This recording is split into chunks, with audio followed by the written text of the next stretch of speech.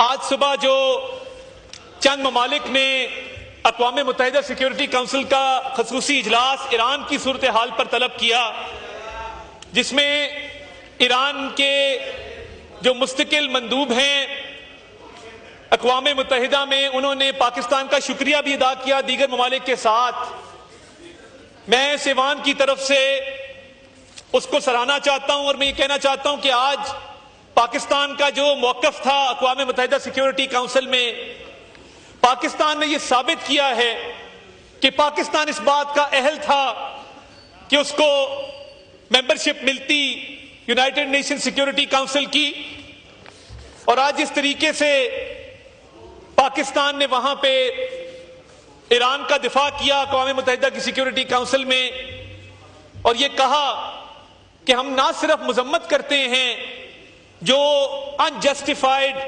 انلیجٹمیٹ اور انپرووکڈ اٹیک ہے اسرائیل کا ایران کے اوپر، بلکہ ہم اپنے ایران کے بہن بھائیوں کے ساتھ اظہار یکجہتی بھی کرتے ہیں اور ان کے غم میں برابر کے شریک بھی ہیں۔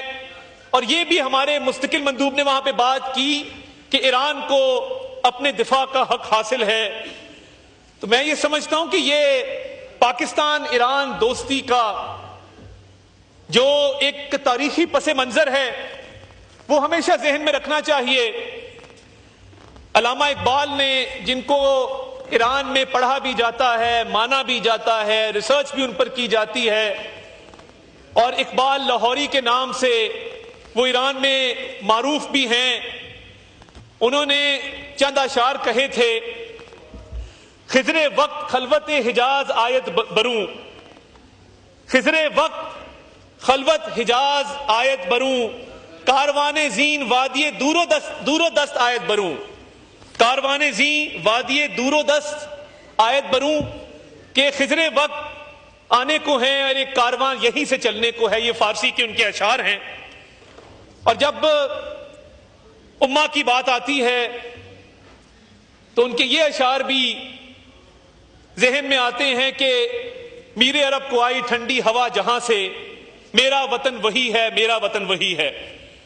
تو میں یہ سمجھتا ہوں کہ کل وزیر اعظم شہباز شریف صاحب نے، نائب وزیر اعظم نے، اور آج اقوام متحدہ کی سیکیورٹی کونسل میں پاکستان نے ایران کے ساتھ جو اظہار یکجہتی کیا، اور جس طریقے سے پاکستان نے یہ مقدمہ اقوام متحدہ میں پیش کیا، یہ لائق تحسین ہے اور اس کی تاریخ میں بہت کم مثال ملتی ہے۔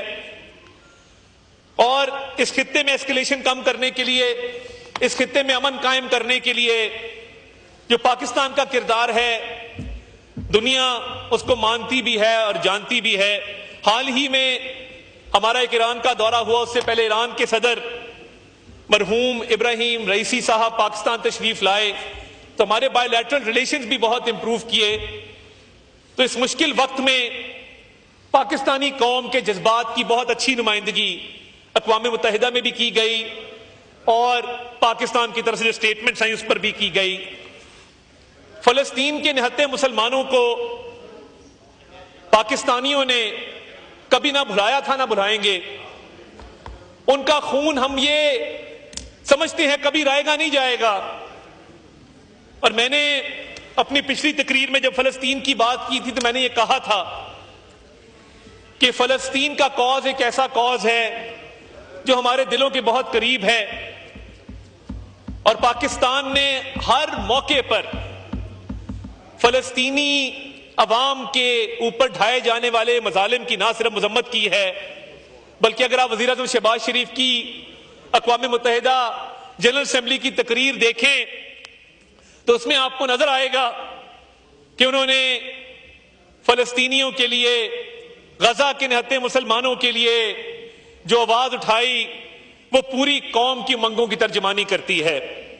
کوئی ایسا فورم نہیں ہے جہاں پہ پاکستان نے فلسطین کے لیے آواز نہ اٹھائی ہو، اور پاکستان چند ممالک میں شامل ہے کہ جس کی امدادی سامان پہنچا ہے فلسطین تک۔ اور میں پچھلی مرتبہ بھی ذکر کیا تھا کہ اس میں الخدمت فاؤنڈیشن کا بڑا ہاتھ ہے۔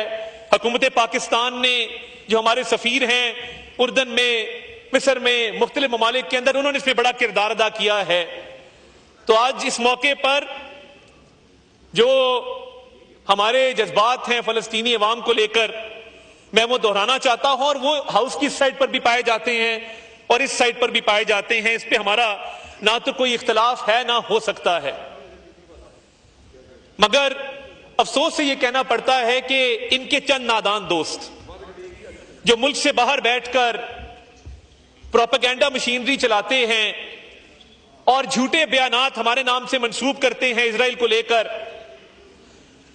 ان کو یہ سمجھ نہیں آ رہی کہ ہمارا کوئی نقصان نہیں ہوتا، وہ پاکستان کا نقصان کرتے ہیں. اور اسی ہاؤس میں بیٹھے ان کی اپنی ایک ممبر اسما حدید نے جب اسرائیل کے حق میں تقریر کی تھی، اس کے کلپس آج بھی موجود ہیں، وہ ممبر بھی آج زندہ ہیں. ان کی طرف سے نہ کوئی بیان آیا، نہ اس کی مذمت کی گئی، نہ پارٹی نے اس خاتون کے خلاف کوئی تادیبی کارروائی کی. اگر کیا تو ہمیں بتا دیں.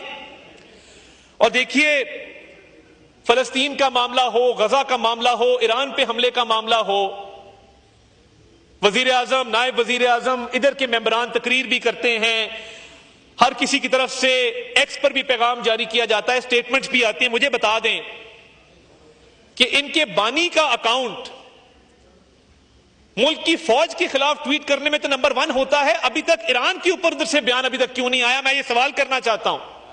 فلسطین پر، ایران پر یہ اکاؤنٹ اتنا خاموش کیوں ہوتا ہے کہ جب شور مچتا ہے؟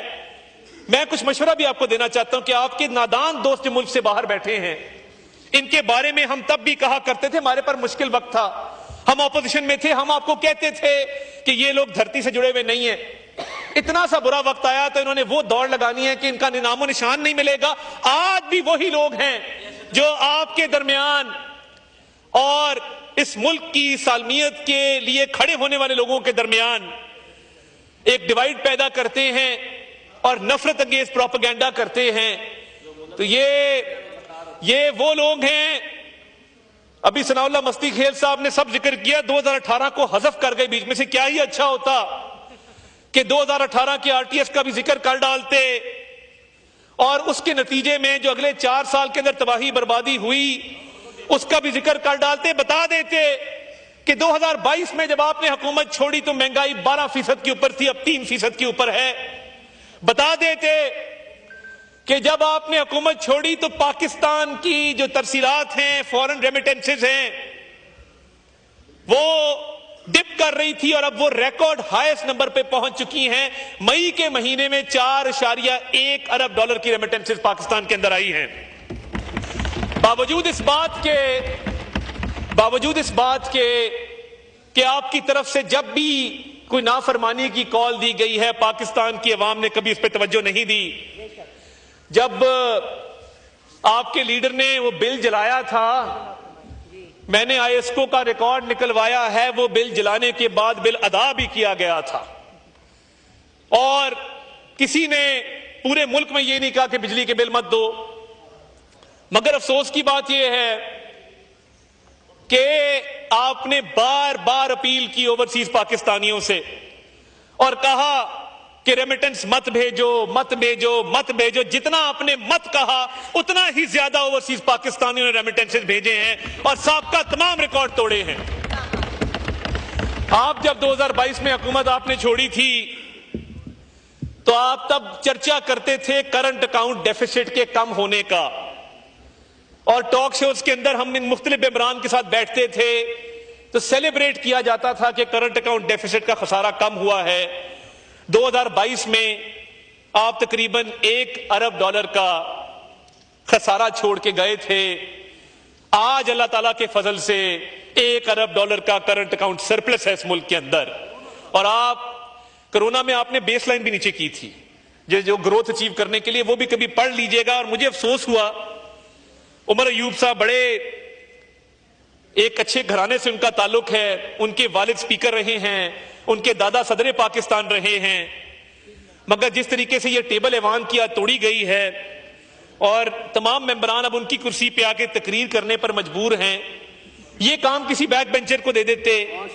لیڈر آف اپوزیشن نے 5 لائنوں کا مائک جو ہے وہ خراب کر دیا، اور پوری دنیا میں جھگسائی ہو رہی ہے کہ کیسا لیڈر آف اپوزیشن ہے کہ گھر سے ایک گرون مین گھر پہ فولڈر تیار کرتا ہے ٹیپے لگا کے کہ میں زور سے کس طرح آ کے یہاں پہ ماروں گا. آپ سوچیں کہ ایک ٹھیک ٹھاک عمر کا آدمی اپنے گھر میں بیٹھ کے فولڈر جوڑتا ہو اس پہ ٹیپے لگاتا ہوں سوچ کے ساتھ کہ اسمبلی میں آ کے ٹیبل توڑنی ہے، تو میں تو صرف یہی کہہ سکتا ہوں کہ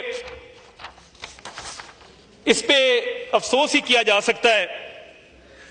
اور بجٹ کے اوپر سیلریڈ کلاس کے حوالے سے میں ہاؤس کو اپرائز کرنا چاہتا ہوں۔ پورا سال ہم کہتے رہے کہ جب موقع ملے گا تو سیلریڈ کلاس کو سہولت دی جائے گی۔ ہر سلیب کے اندر پرسنٹیج وائز کمی کی گئی ہے اور واضح کمی کی گئی ہے، اور یہ کمی جو سیلریڈ کلاس کے ٹیکسز میں کی گئی ہے یہ اس 10% سیلریز کے انکریز کے اضافے کے علاوہ ہے۔ تو یہ دو طرح کے فائدے لوگوں کو ملے ہیں۔ جو ایک طبقہ پس رہا تھا کہ جہاں پہ ٹیکس کی شرح کم کی گئی ہے وہیں پر 10% اضافہ سیلریز میں کیا گیا ہے، جس کو میں سمجھتا ہوں کہ آپ کو نہ صرف ویلکم کرنا چاہیے بلکہ آپ کی کے پی گورنمنٹ نے کل بجٹ پیش کیا۔ مجھے یہ بتائیے، آپ کی لگ بھگ اب وہاں پہ حکومت کو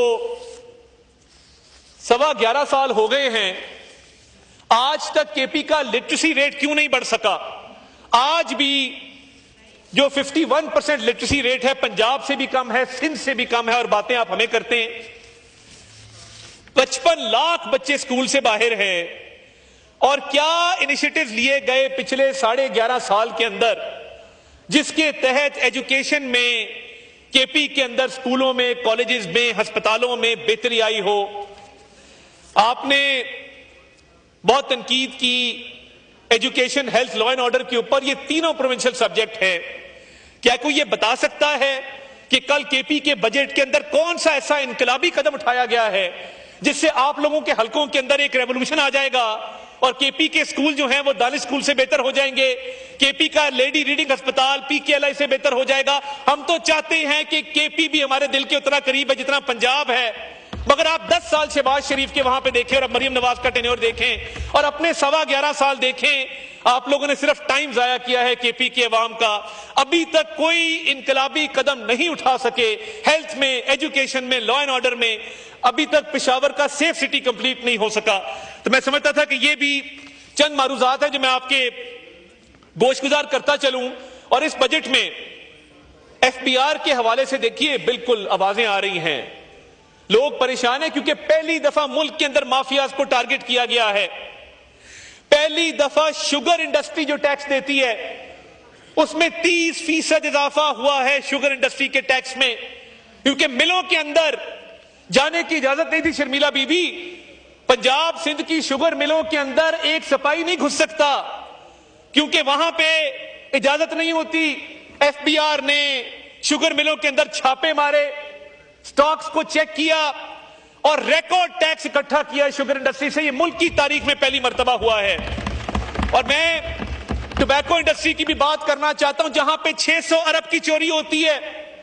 میں دعوت دیتا ہوں علی امین گنڈا پور کو کہ آئیں اس ٹوبیکو مافیا کو نکیل ڈالیں۔ ملک میں صرف 2 ٹوبیکو کمپنیز ہیں جو ملک کے اندر ٹیکس دیتی ہیں، باقی کاؤنٹر فیٹ سگریٹ جو بنتا ہے اور جو ٹوبیکو مافیا ہمارے چند صوبوں کے اندر براجمان ہے، ادھر کوئی تقریر کرتا ہے ادھر وہ اپروچ ہو جاتا ہے۔ تو یہ ٹوبیکو مافیا کو بھی یہ ایف پی آر کی کاوش ہے۔ انشاءاللہ تعالیٰ وہ وقت آئے گا، بہت جلد آئے گا کہ یہ وزیر اعظم کے جو انقلابی ریفارمز ہیں ایف پی آر کو لے کر کہ ٹوبیکو مافیا بھی اس ملک میں ٹیکس دے گا جس طرح شوگر والوں نے ٹیکس دیا ہے۔ یہ اس قوم کا رائٹ ہے، یہ اس قوم کے غریب عوام کا حق ہے کہ یہ جو بڑی بڑی انڈسٹریز ہیں جو ٹیکس نہیں دیتی وہ ٹیکس نیٹ کے اندر آئیں۔ 600 ارب روپے کا جو ایک لاس برداشت کرنا پڑتا ہے غریب آدمی کو، کیونکہ ٹوبیکو مافیا کے خلاف ہم بات کرنے کی ہمت نہیں کرتے، ہم جرت نہیں کرتے۔ اور میں ایف پی آر کو، چیئرمین ایف پی آر کو سلام پیش کرنا چاہتا ہوں کہ وزیر اعظم کے ویژن کے تحت کراچی کے پورٹ پہ پہلی مرتبہ فیس لیس اپریزمنٹ کا سسٹم آیا ہے کہ جو کنسائنمنٹ آئے گی نہ کنسائنی کو نہ کنسائنر کو پتا ہوگا کہ کون سا افسر ہے جو کنسائنمنٹ کلیئر کر رہا ہے۔ وہ ایک آٹومیٹڈ سسٹم ہے جس کے تحت نہ رشوت لی جا سکتی ہے نہ رشوت دی جا سکتی ہے، اور کلیئرنس ٹائم میں 70% فرق پڑا ہے کہ جو کنٹینر کئی دن پڑے رہتے تھے، کئی ہفتے پڑے رہتے تھے کراچی کے پورٹ پہ، اب وہ چند گھنٹوں میں کلیئر ہوتے ہیں۔ یہ بھی وزیر اعظم کا ویژن تھا ایف پی آر کو لے کے، جس نے ایک بہت بڑا فرق ڈالا ہے۔ F P R technology, artificial intelligence اور سافٹ ویئر ڈیولپمنٹ کی طرف جا رہا ہے کہ تمام سیکٹرز میں انشاءاللہ تعالی ہیومن انٹرونشن کو کم سے کم کیا جائے گا، اور جو اے آئی ہے، انفارمیشن ٹیکنالوجی ہے، اس کے ذریعے ریکارڈ ٹیکسز اکٹھے کیے جائیں گے۔ اور یہ بھی اس ملک کی تاریخ میں پہلی بار ہوا ہے کہ وزیر اعظم شہباز شریف نے ونڈ فال ٹیکس لگایا بینکس کے اوپر۔ اب تک ونڈ فال ٹیکس 23 ارب روپے کا الگ، اس کے علاوہ جو سٹے آرڈرز ویکیٹ کروائے ذاتی دلچسپی لے کے 34.5 ارب روپیہ اس کے علاوہ آ چکا ہے سرکاری خزانے کے اندر۔ یہی وجہ ہے کہ جب آئی ایم ایف دیکھتا ہے تو وہ کہتا ہے کہ پاکستان نے اپنے تئیں جو فائنینشیل ریگولیشن لاگو کی ہے، اضافی ٹیکسز اکٹھے کیے ہیں، اور ایف پی آر کے اندر جو ریفارمز کیے ہیں، ان کی تاریخ میں مثال نہیں ملتی۔ اور ایگری سیکٹر کے حوالے سے میں یہ کہنا چاہتا ہوں کہ وزیر اعظم نے فرٹیلائزر پہ، پیسٹی سائیڈ پہ کوئی نیا ٹیکس نہیں لگایا، اور اس پہ کوشش کی۔ اب صوبوں کا کام ہے کہ وہ زراعت کے شعبے کے اندر اپنا کردار ادا کریں اور ایک زرعی انقلاب برپا کریں، کیونکہ ہم نے ذمہ دار کے اوپر مزید بوجھ نہیں ڈالا اور ٹیکس نہیں لگنے دیا۔ تو یہ بجٹ کے حوالے سے ابھی تک کوئی ٹھوس تجاویز اس سائڈ سے میں نہ سن سکا، نہ آ سکی۔ تو میں یہ سمجھتا ہوں کہ اگر یہ شیڈو بجٹ لے آتے، اگر تھوڑا سٹڈی کر لیتے، بجٹ کی کتابیں پڑھنے کی زحمت کر لیتے، تو یہ سیاسی تقاریر نہ ہوتی، اور ہم سب مل کے ملک کی اکانومی کو مزید ٹھیک کرنے کے حوالے سے بات چیت کرتے۔ اور جو اڑان پاکستان پروگرام ہے، وہ مسلم لیگ نون کا پروگرام نہیں ہے، وہ پاکستان کا پروگرام ہے، وہ آپ کا پروگرام ہے، میرا پروگرام ہے۔ اس کو مل کے ہم نے آگے لے کر چلنا ہے، اور یہ صوبوں کے بغیر ممکن نہیں ہے۔ اسی لیے میں کہتا ہوں کہ یہ مل بیٹھیں، اور جس طرح اس جنگ کے اندر جب فیلڈ مارشل سعید عاصم منیر کی قیادت میں بھارت کو منہ توڑ جواب دیا گیا، جس میں ظہیر احمد بابر سدھو صاحب کے شاہینوں نے ان کے رائفل جہاز گرائے، جس طرح نیول چیف ایڈمرل نوید اشرف صاحب نے اپنے پوری نیوی کو متحرک کیا، آپ بھی متحد تھے، اسی صف میں کھڑے تھے۔ تو جب اکانومی کی باری آتی ہے تب بھی ہمیں یک زبان اور یکجا ہونا ہے، اور اکانومی کو اب یہ ٹیک آف کی طرف جا رہی ہے، ہم سٹیبلٹی سے گروتھ کی طرف جا رہے ہیں۔ اس میں آپ کا حصہ ڈلے گا تو تاریخ ہمیشہ آپ کو یاد کرے گی کہ آپ نے پاکستان کے اکنامک ٹیک آف میں اپنا کردار ادا کیا تھا۔ اور اس بجٹ کے اندر جہاں پہ سیلری کلاس کو ریلیف دیا گیا ہے، تنخواہوں میں اضافہ کیا گیا ہے، جہاں پہ زراعت کے شعبے کے اندر مزید جو ہے وہ ٹیکس نہیں لگنے دیے گئے، وہیں پہ جو ٹیرف رجیم آئی ہے، جہاں پہ را مٹیریلز کو امپورٹ کرنا اب آسان ہوگا ہمارے انڈسٹریلسٹ کے لیے، کہ ان کا کاسٹ آف پروڈکشن نیچے جائے گا، وہ خام مال باہر سے منگوائیں گے، اس پہ امپورٹ ڈیوٹی کم ہوگی، اور اس کے ساتھ ساتھ گروتھ اچیو کر سکیں گے، ان کی کمپیٹیٹیونیس بڑھے گی، ان کی ایفیشنسی بڑھے گی، اور ٹیرف پالیسی سے فائدہ اٹھاتے ہوئے وہ ایکسپورٹ کریں گے۔ یہ وزیر اعظم کا ویژن تھا شہباز شریف صاحب کا۔